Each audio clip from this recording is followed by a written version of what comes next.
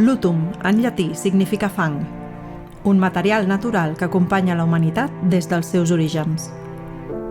L'ús del fang, però, va molt més enllà quan es cou i s'impregna de totes les propietats de la ceràmica, convertint-se en l'essència dels edificis.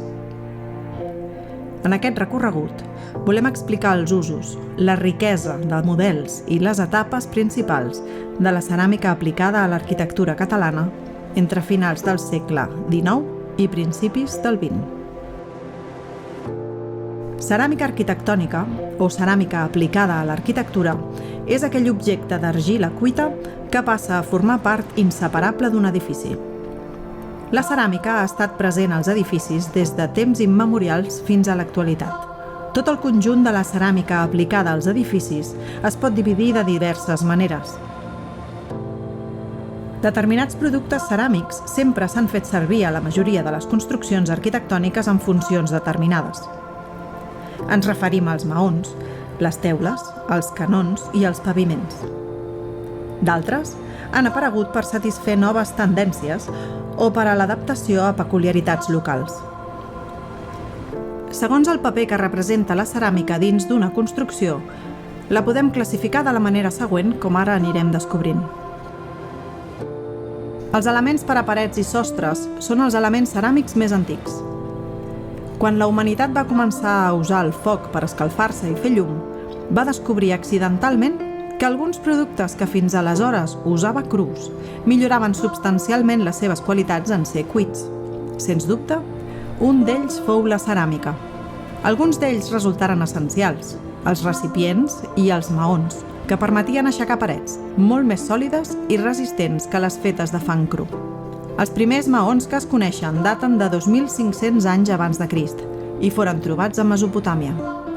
El seu èxit és tan important que avui en dia s'utilitza de manera massiva per tot el món. La coberta d'un edifici és l'element constructiu que el tanca per la part superior i el protegeix dels agents atmosfèrics. Bàsicament n'hi ha de dos tipus: el terrat, quasi pla i transitable, i la teulada, força inclinada per a la millor evacuació de l'aigua de pluja.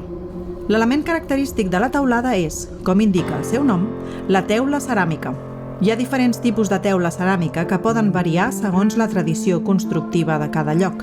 Teula romana, teula flamenca, teula àrab, teula alacantina, teula plana, escata. A Catalunya, les teules d'ús majoritari són la teula àrab i l'alacantina.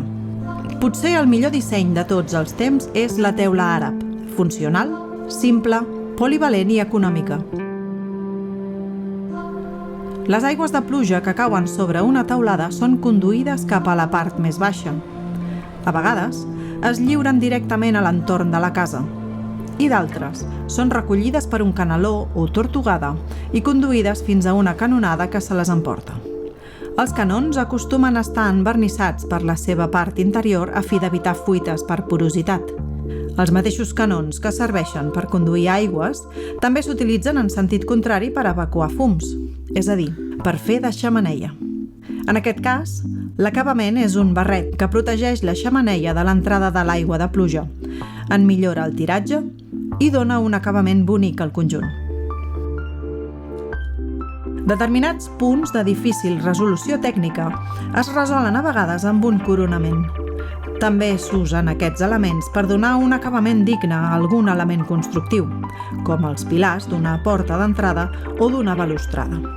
Els més freqüents tenen forma esfèrica, de pinya, de flor de lis, de copa amb tapadora o sense, a vegades en forma de cistella plena de fruites. Els espiralls estan relacionats amb la imprescindible ventilació de sostremorts. Són espais resultants del denominat terrat a la catalana, solució constructiva dels edificis acabats amb terrat pla transitable. Consisteix a fer una doble coberta que tanca una cambra ventilada, denominada sostremort, situada entre ambdós cobertes. Aquest enginyós sistema, propi de Catalunya, proporciona aïllament tèrmic i protecció contra l'aigua de pluja. Per ventilar, es practiquen unes obertures al seu perímetre, les quals s'acaben amb un espirall, que és una peça de ceràmica en forma de reixa. Com que l'espirall queda a la vista de tothom, se l'embelleix amb un disseny decoratiu. També poden estar envernissats de colors vius o bé sense vernís. Els modillons són uns elements ceràmics únicament decoratius, quasi sempre fets de ceràmica emmotllada, que es col·loquen a sota dels balcons per simular que els sostenen. La decoració més habitual és de fullatges combinats amb emperlats, espirals i rosetes. També n'hi ha d'antropomòrfics, generalment amb rostres femenins o de titans. Generalment, són de terra cuita sense vernís, tot i que durant el període modernista sovintegen els acolorits amb colors cridaners. Els balustres són elements molt freqüents en l'arquitectura, inicialment en els edificis administratius o de persones d'elevat poder econòmic, ja que eren de pedra natural i el seu preu era força costós. Al seu conjunt se l'anomena balustrada. Els terrissers van començar a fer balustres de ceràmica molt més barats que els de pedra i se'n va generalitzar l'ús. Primerament, els balustres es modelaven al torn. Després, es van fer mitjançant motlles d'escaiola. Els productors d'aquestes peces ho completaven amb sòcols i passamans de terra cuita. Com a balustres especials hi havia els de baranes inclinades, pròpies d'escalinates. El revestiment de parets i terres amb làmines de terra cuita respon a la necessitat de donar a aquestes superfícies major comoditat i fàcil neteja. El vernís impedia la retenció d'humitat i la conseqüent formació de colònies de fongs. Resultava ben fàcil acolorir-les i decorar-les amb bonics dibuixos que embellien de manera notòria les estances on s'aplicaven. Des de les primeres que es coneixen, de Babilònia al segle IX, fins a l'actualitat, la decoració de les rajoles envernissades segueix els estils i les modes de cada moment.